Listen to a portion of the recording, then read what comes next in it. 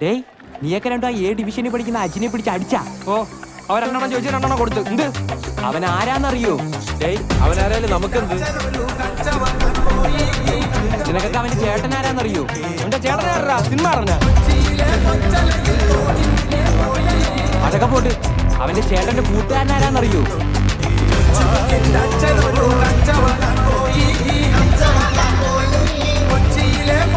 തീർന്നാ